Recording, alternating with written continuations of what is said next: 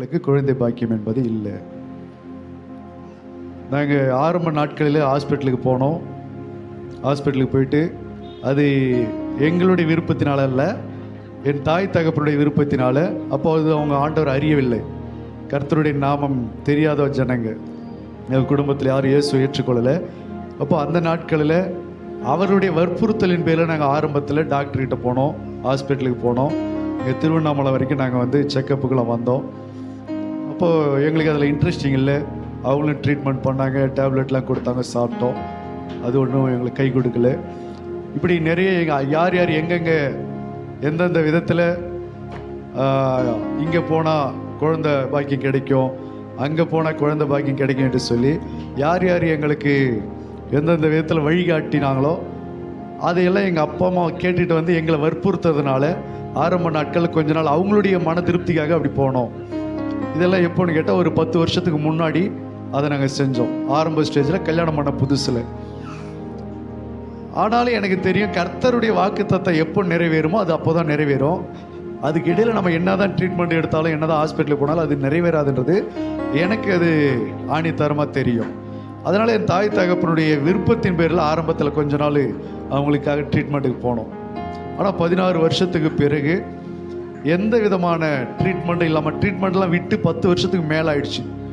கல்யாணம் பண்ண புதுசில் போனோம், அதன் பிறகு 10 ஆண்டுகளுக்கு நாங்கள் எந்த ட்ரீட்மெண்ட்டும் எடுக்கலை, எந்த விதமான மருந்து மாத்திரை நாட்டு வைத்தியம் எதுவும் நாங்கள் எதுவும் எடுத்துக்கொள்ளலை.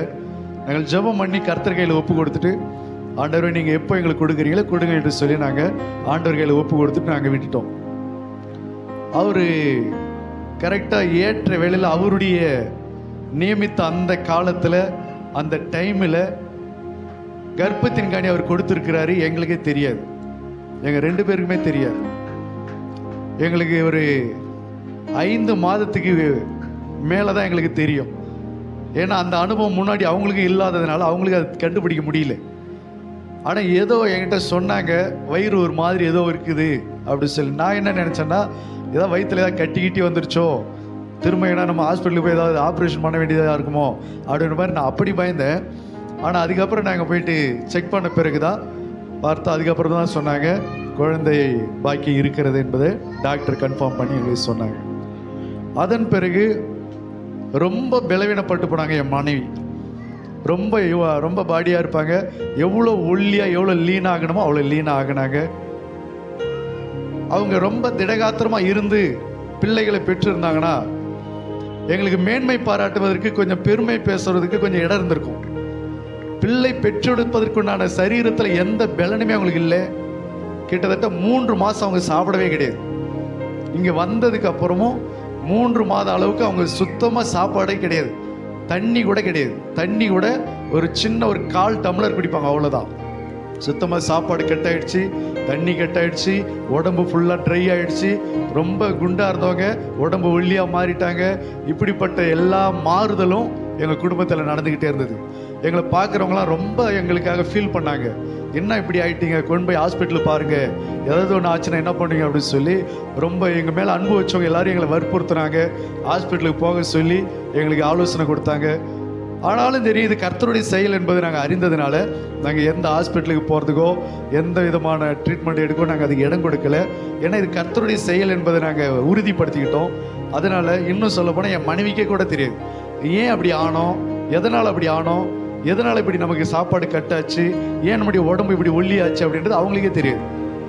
ஆனாலும் கர்த்தருடைய வழிகாட்டுதலின்படி, கர்த்தருடைய ஆலோசனையின்படி அந்த மற்ற காரியத்துக்கு நாங்கள் இடம் கொடுக்காம ஆண்டவருடைய வழிகாட்டுதல்படியே நான் போய்கிட்டே இருந்தேன்.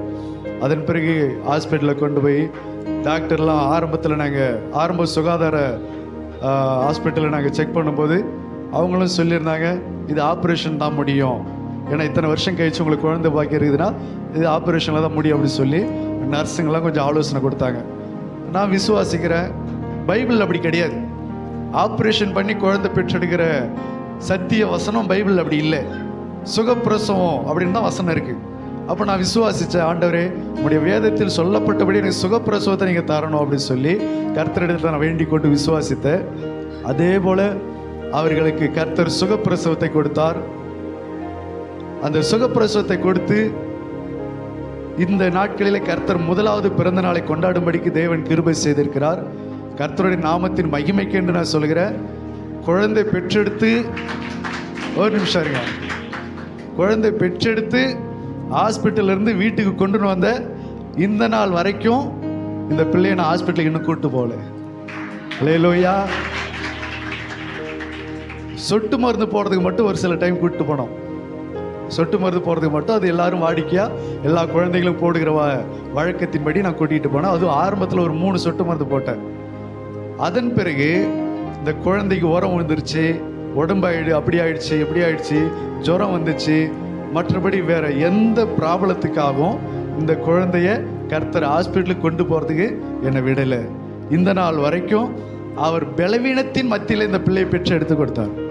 அதனால தான் சொல்கிறேன், நாங்கள் இதில் மேன்மை பாராட்டுவதற்கு இதில் ஒன்றுமே இல்லை. நாங்கள் மேன்மை பாராட்டிக் கொள்வதற்கு எங்களுக்கு என் மனைவிக்கு அப்படிப்பட்ட திடகாத்திரமான சரீரமும் இல்லை. அந்த நேரத்தில் ரொம்ப ஒல்லி ஆயிட்டாங்க, சாப்பிட கூட அவங்களுக்கு தெம்பு இல்லை. அப்படிப்பட்ட சூழ்நிலை கர்த்தர் பெற்று எடுத்து அந்த கர்ப்பத்தின் பிறக்க செய்தார். அந்த பிள்ளை இந்த நாள் வரைக்கும் ஆரோக்கியத்தோடு அடிக்கடி ஹாஸ்பிட்டலுக்கு கூட்டிகிட்டு போகிற அந்த வேலைக்கு கர்த்தர் எங்களை இடம் கொடுக்கல. ஆகையினால இந்த வசனத்தை, ஆண்டவருடைய வசனத்தை நாங்கள் உறுதியாய் நம்புகிறோம். அதை எங்கள் வாழ்க்கையில் நிறைவேற்றினார். உங்களுடைய வாழ்க்கையில் கர்த்தர் நிச்சயமாக இந்த மாதிரி ஒரு வேளை குழந்தை பாக்கியம் இன்னும் உங்கள் வாழ்க்கையில் யாருக்காவது உங்கள் பிள்ளைகளுக்கோ குடும்பத்தை சார்ந்தவங்களுக்கோ உறவினர்களுக்கோ யாருக்காவது தாமதமாகும் என்று சொன்னால், நிச்சயமாகவே கர்த்தருடைய வார்த்தை சொல்கிறது, வானமும் பூமியும் ஒழிந்து போகும், என் வார்த்தைகள் ஒழிந்து போகாது என்று சொல்லி அந்த அவருடைய வார்த்தைகளை நம்புகிறவர்களுக்கு அவர் நிச்சயமாக கைவிடுகிறதில்லை. கர்த்தர் நிச்சயமாக உங்கள் குடும்பத்தில் அவரை நம்புகிறவர்களுக்கு அற்புதம் செய்ய தான் போகிறாரு. கர்த்தர் உங்களை ஆசீர்வதிப்பாராக. அல்லேலூயா, அல்லேலூயா. கேக்கு நீங்கள் வந்து அழுவைய மகம்னர் கேக்கு வெட்டி உங்கள் எல்லாருக்கும் கொஞ்சம் உணவு ஏற்பாடு செய்யப்பட்டிருக்கிறது. அது எல்லாரும் நீங்கள் அறிந்துட்டு நீங்கள் கடந்து செல்லும்படி உங்களை அன்போடு அழைக்கிற கர்த்தர் உங்களை ஆசீர்வதிப்பாராக. ஆமென்.